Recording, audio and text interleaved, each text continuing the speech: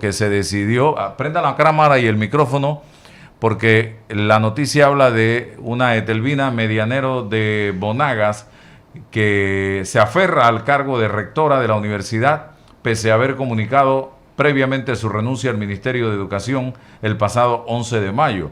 Lo que me deja a mí un sabor también extraño es, ese lunes 11 de mayo, ella fue exactamente a llevar la carta de renuncia o esa carta se hizo en el Ministerio de Educación. Estas son las cosas que no me cuadran. Profesor Rogelio Santanás, bienvenido. Micrófono, por favor, que no lo oigo. No sé qué pasa. No le escucho absolutamente nada. ¿Tiene los audífonos puestos? No, no le escucho nada. Salga y entre nuevamente, por favor, porque no tiene audio. A ver, ahora sí. Ahora, Ahora sí. Adelante, profesor. cómo no. Bueno, la situación ayer en la Universidad Autónoma de Chiriquí fue bastante tensa. Los profesores que hemos estado llamando la atención sobre la situación de la universidad, prácticamente estuvimos en la mañana, claro, con algunos impedimentos por asuntos de horario de trabajo y todo eso, pero dentro de lo que podíamos estuvimos ahí pendientes. Pero ya nosotros habíamos, en la Universidad Autónoma de Chiriquí todo se maneja por rumores. Ahí no hay informes oficiales, no hay comunicados reales firmados por alguien que haya consultado sesudamente la situación, no.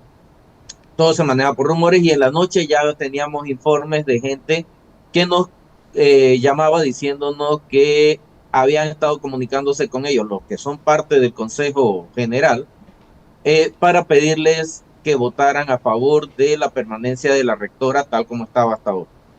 En la mañana ya nosotros teníamos la idea de que eso era lo que iba a pasar, igual que todo el país, ¿no? Que Sí, estaba eso era pensando en eso. evidente que iba a pasar porque la mayoría han sido nombrados por la señora rectora. De, exacto, y muchos de ellos, la mayoría, no sé, bueno, no podría decirse la mayoría, pero muchos de ellos, de los que tenemos información, tienen algún tipo de beneficio, o sea, tienen parientes nombrados allí, Claro. tienen beneficios de algún acceso a ingresos extra o tienen sobresueldos que les complementan eso y que los comprometen a votar a favor.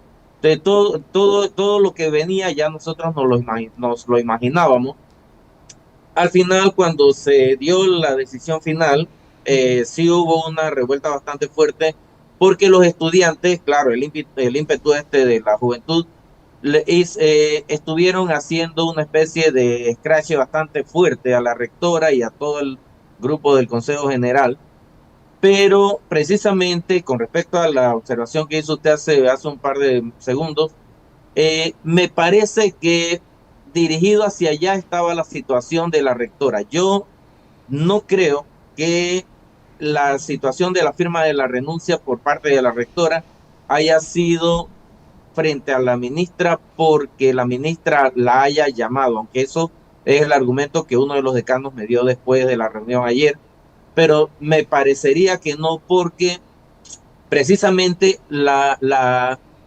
si la rectora presenta la renuncia directamente al Consejo General, que es el máximo órgano de gobierno dentro de la universidad, se va a dar la situación que siempre se da. Simplemente agarran la carta de renuncia, la convencen verbalmente de que se olvide de eso y archivan la carta o la rompen, que es lo que se rumoró en los días en que eso sucedió, cuando la rectora firmó esa carta, que ahora nos damos cuenta que coincide con un momento en el que hubo un rumor de que la rectora había llegado con la carta de renuncia a reunirse con los vicerrectores y los decanos.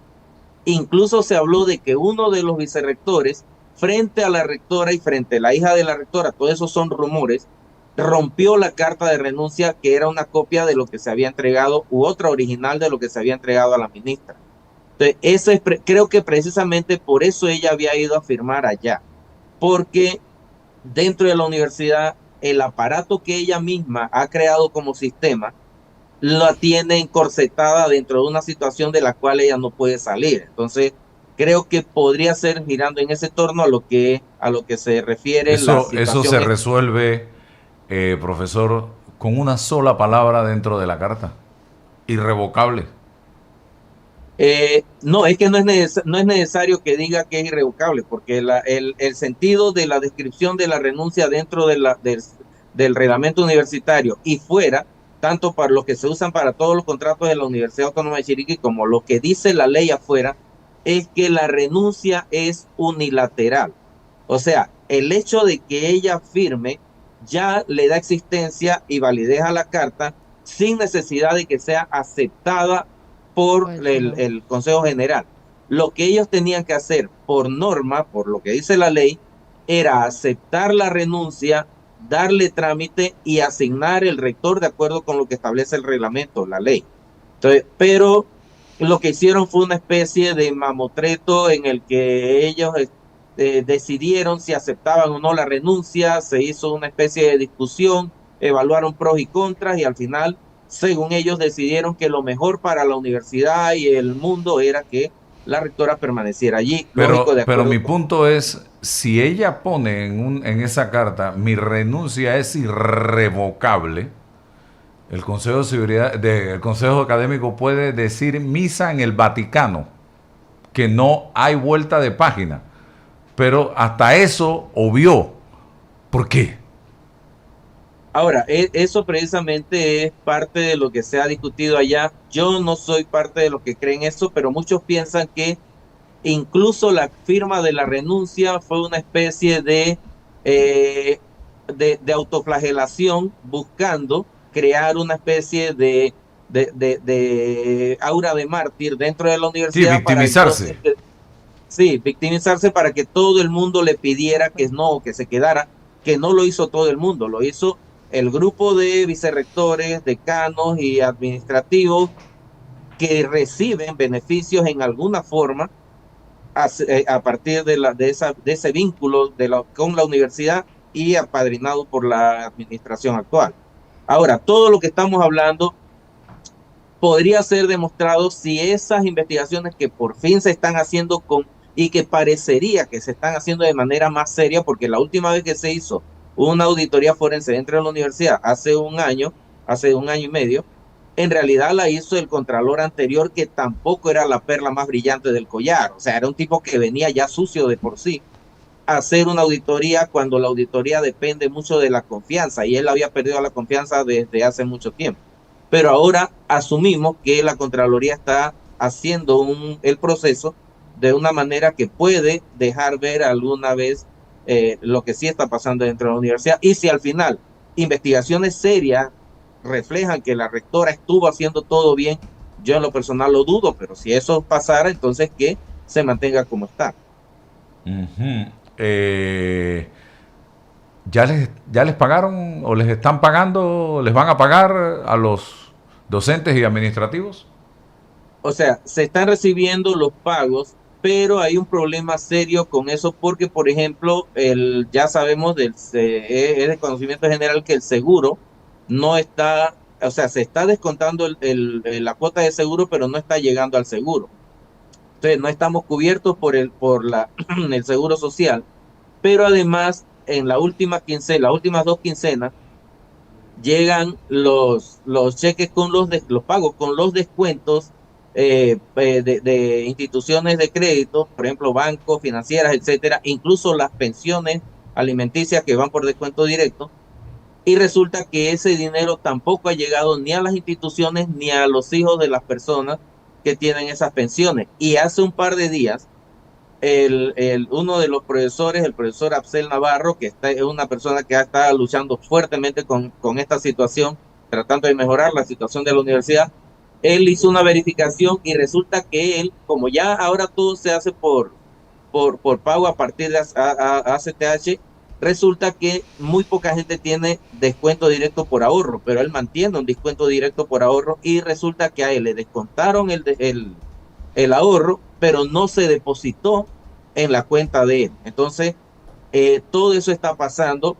Claro que una persona que tiene, por ejemplo, un tercio de su salario comprometido en pagos de préstamos o lo que sea, y no llega a la financiera o al banco, esa persona tiene que pagar por ventanilla. Entonces, el otro tercio de su salario queda entonces comprometido y ahora solo tiene un tercio de su salario efectivo, que es lo que está pasando. Mucha gente está quedando con problemas de eso, pero la presión, la misma costumbre dentro de la universidad de no poder luchar contra el sistema porque se hace muy difícil ya, y ya el país ha visto lo difícil que es luchar contra el sistema dentro de la UNACHI.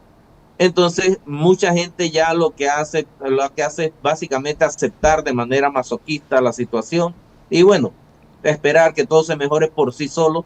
No sé si se va a mejorar por sí solo. Allí en la UNACHI se habla de diplomas falsos, pero por lo que hemos estado investigando, yo me metí al internet a indagar un poco sobre este tema. La bendita universidad online eh, que da o que otorga estos diplomas, producto precisamente de carreras que se dan en línea, sí existe. Y existe en Hawái, pero no está reconocida por Estados Unidos, a pesar de que Hawái es un estado de los Estados Unidos. Sin embargo, lo que investigué, y lo investigué yo, nadie me lo dijo, tiene el reconocimiento del Reino Unido. Y en Panamá recibió el visto bueno de la Contraloría y aquí nadie dijo nada en su momento. Lo otro de lo que se le acusa es de nepotismo. La cantidad de esposos, esposas, hijos, hijas, sobrinos, suegros, suegra, cuñada, cuñados que están nombrados en esa universidad. No sé si hay tema de malversación de fondos. Hasta allá no, eso habría que probarlo, evidentemente, y eso le corresponde a la justicia, tema de corrupción y demás.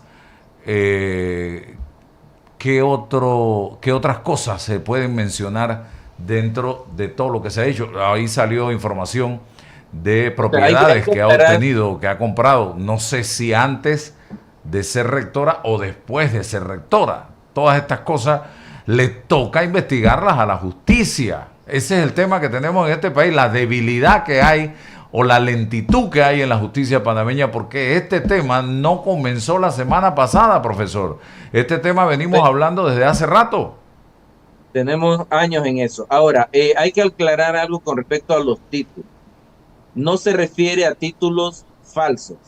Los títulos falsos, la universidad, aunque sí se mencionaron un par de títulos falsos en el problema que hay en Educa en estos últimos meses, los títulos falsos que pudieran estar relacionados con el nombre de la UNACHI, en ese caso particular, la UNACHI, hasta donde parece, no tiene ninguna responsabilidad. O sea, una persona que fuera de la universidad saca un papel, lo imprime, le inventa números o copia números de otros diplomas y falsifica una firma y lo hace afuera y entrega el documento afuera, no responsabiliza a la UNACHI porque la UNACHI no tiene forma de prevenir eso. Eso es una falsificación de la que puede ser sujeto cualquier persona o institución. En los títulos falsos, en la universidad, hasta donde sabemos, no hay emisión de títulos falsos. No ha habido en ningún momento. Hasta donde sabemos, no hay ninguno de esa forma. Sí, esto es como, y permítame que lo interrumpa, esto es como los médicos falsos o con títulos falsos que llegan, consiguen nombramiento y después descubren en el Ministerio de Salud o en la Caja de Seguro Social que resulta que ese médico presentó un título falso de Costa Rica, de México, de donde sea. Es exactamente lo mismo. La culpa de eso no la tiene ni la Caja ni el Ministerio de Salud.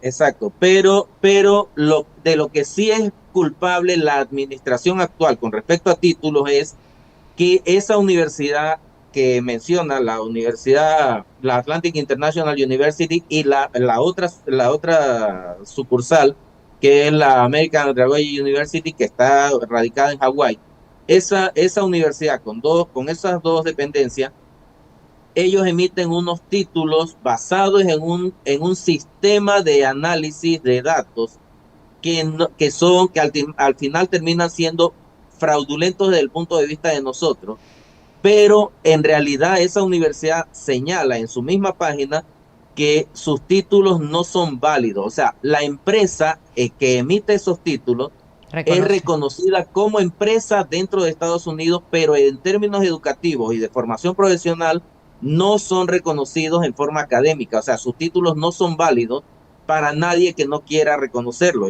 porque no tienen un pensum, no tienen un programa ya elaborado, no hay una exigencia de transformación académica en cada uno de los estudiantes que entran, así que no son válidos en términos académicos. Y la responsabilidad de nuestra administración es que en algún momento firmó un convenio que se fue difundiendo dentro de la UNACHI para que fueran aceptados esos títulos como si tuvieran el mismo valor que el de universidades que sí tienen exigencias, requisitos previos bien elaborados, etcétera.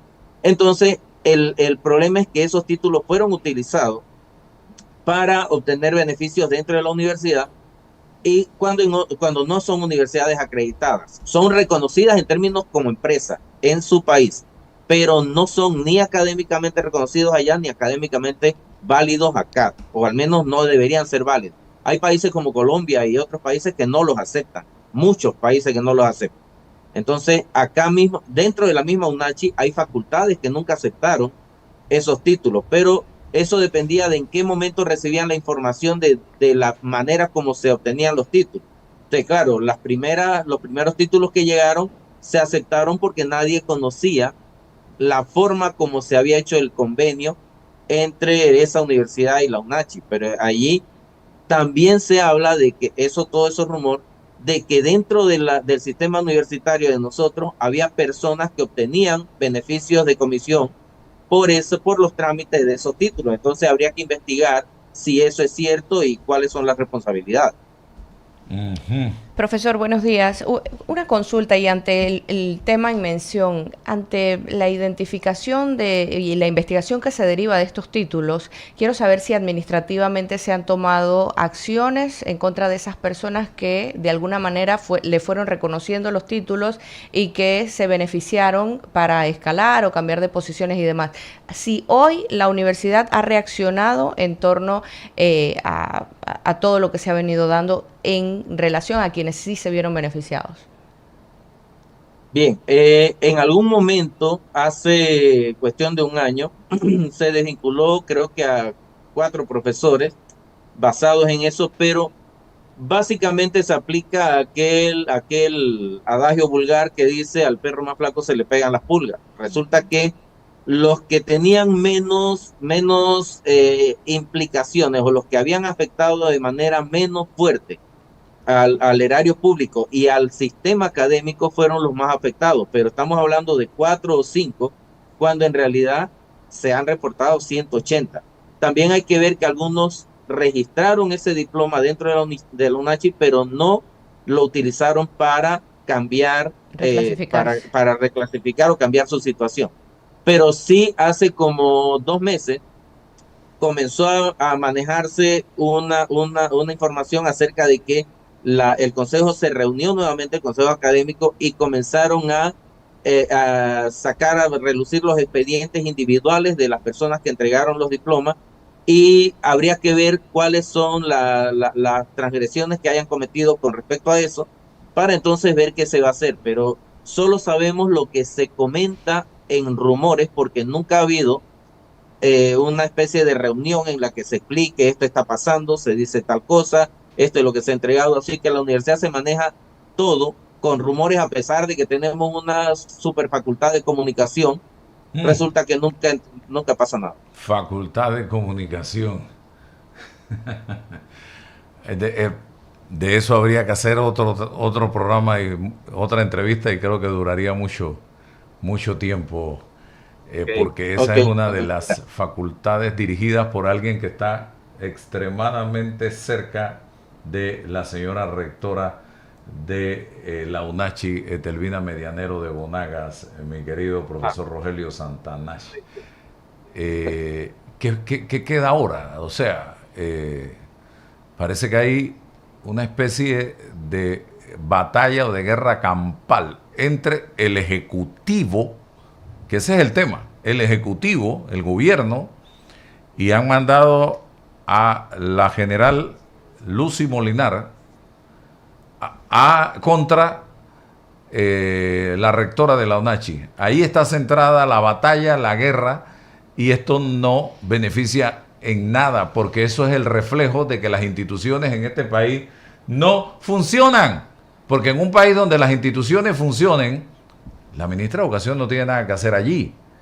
En base a todas las denuncias que se han presentado, debiera ya existir una definición por parte de las autoridades de justicia, pero ahora vemos que el Ejecutivo está apuntando todos los cañones, y lo que me preocupa a mí de esto, profesor, y debe preocuparle a todos los panameños, nos caiga bien o nos caiga mal Etelvina Medianero de Bonagas, porque esto no se trata de si me cae bien o me cae mal, es que si se permite que una ministra de Educación, si se aplaude que una ministra de Educación esté empujando o impulsando la renuncia de un rector de una universidad, sea cual sea, mañana puede ser que no me caiga bien el rector de la Universidad de Panamá y también le hago lo mismo. Pasado puede ser al nuevo de la UNACHI. Después podemos venir contra el rector de la Tecnológica porque no me cae bien o porque es de otra tendencia política o porque no me hace caso. Y por ahí nos vamos con UDELA, con la Universidad Marítima, como decía yo ayer. Eso es lo que a mí me preocupa. Yo velo y yo defiendo la institucionalidad. Y eso significa que las instituciones funcionen. Si alguien está cometiendo un delito, una falta, existen las normas, los reglamentos para actuar. Ahora, no a la brava. El problema es que dentro del sistema que se ha establecido en la universidad, en la UNACHI, dentro de ese sistema es muy difícil que se maneje. No diría que la ministra Lucy tenga que hacer las acciones.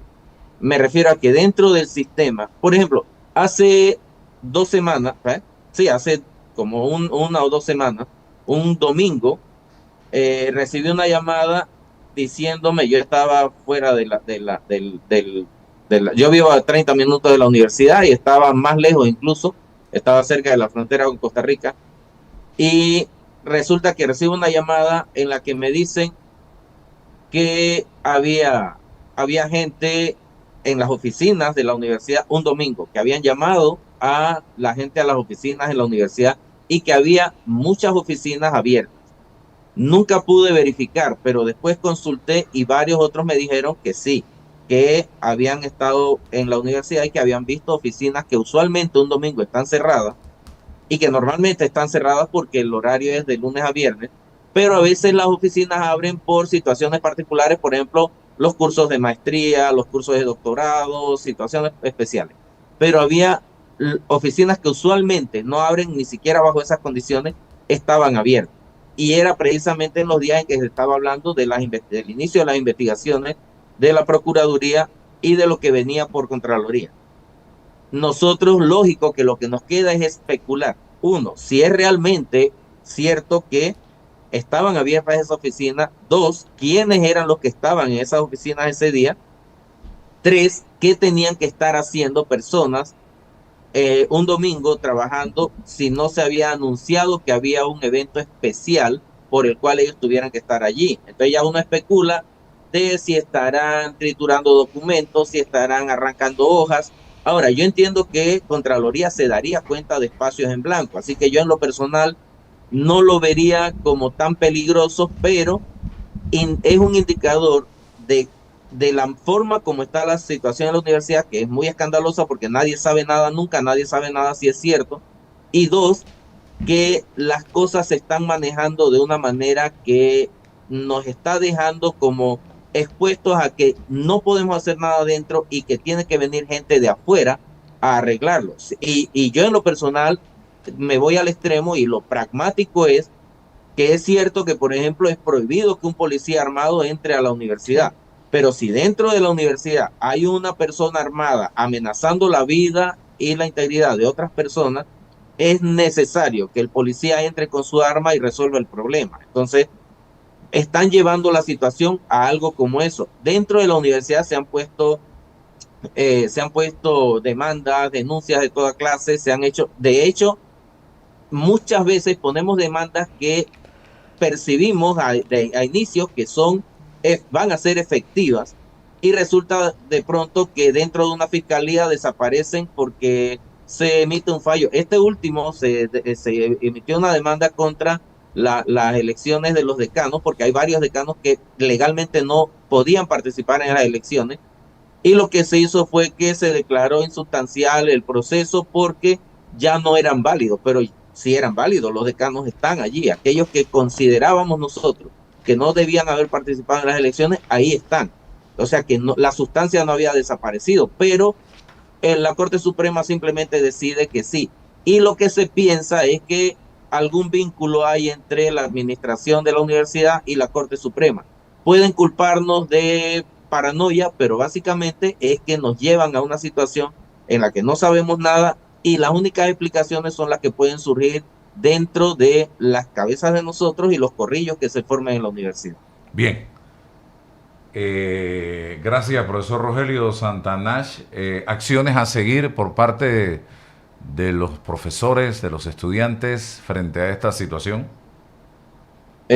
Bueno, ahora mismo se estaba pensando en, primero que nada, establecer una especie de demanda. Se está conversando acerca de eso contra el Consejo General, porque aparentemente su función no era decidir si aceptaban o no la renuncia, porque su función era tramitar la renuncia, y puesto que la ley establece que el funcionario público tiene que hacer lo que la ley dicta y no puede hacer nada que la ley no dicte, entonces ellos están extralimitando sus funciones y se está pensando en seguir por esa línea.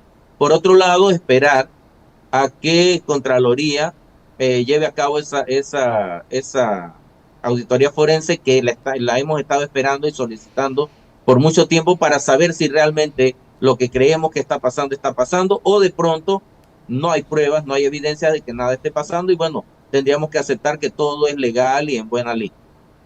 Por otro lado, también esperar que se sigan llevando a cabo las investigaciones por parte de Procuraduría con respecto a el asunto del nepotismo. Eso no necesita verificación, ANTAI hizo su investigación, aunque sí hay que tomar en cuenta un punto importante, y es que lo que parece es que los que fueron reportados en el primer lote, que son los que fueron destituidos en el último año, eran parte de un grupo de una facción de los que apoyaban a la rectora, porque hay dos facciones, uno, los azules y los blancos, que llamamos, que son los de administración, unión administrativa, algo así, y los de Meto, y aparentemente como que ya había una discordia entre Meto y la rectora, y que parece que todas las destituciones fueron girando en torno al grupo de Meto, pero nunca se llevó información sobre la otra facción de los que apoyan a la rectora. Entonces parece ser que hay un listado que incluye ahora esa nueva población y se está investigando. Que nos queda esperar a ver qué pasa. Oiga, cierro breve. ¿Cuándo son las elecciones nuevamente en la UNACHI? Y si la rectora renuncia, ¿a quién le correspondería asumir el cargo? Si la rectora renuncia al cargo, la persona que debe asumir el mandato es el vicerrector académico. Si el vicerrector académico no puede, que entiendo que también está bajo una investigación bastante seria, si el vicerrector académico no puede, le corresponde al vicerrector de investigación y posgrado, y si él por alguna razón se viera inhabilitado, le corresponde al vicerrector administrativo. Si ninguno de los vicerrectores por alguna razón puede asumir el mandato, entonces le toca al decano más antiguo que esté en el consejo. O sea, el decano más antiguo sería el que asume el papel de rector. Dentro de esa asignación, a cualquiera que le toque la rectoría, tiene la obligación de llamar dentro de un periodo de 3 meses a nuevas elecciones, y el nuevo rector escogido en esas elecciones va a tomar posesión en el primer día del siguiente semestre, y le toca asumir el mando hasta la fecha que le correspondería finalizar a la rectora actual. En ese momento se llama a elecciones nuevamente y se sigue el proceso tal como estaba de acuerdo. Eso sería en el 2028.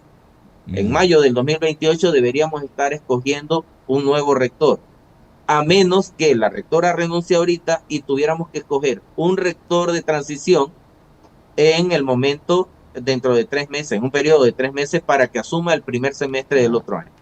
Ese es los lineamientos que da la universidad. O sea que si ella renuncia, asume el vicerrector o académico o el decano más viejo en tiempo, y habría que llamar a elecciones para que cumpla el periodo hasta el 2028. Así es.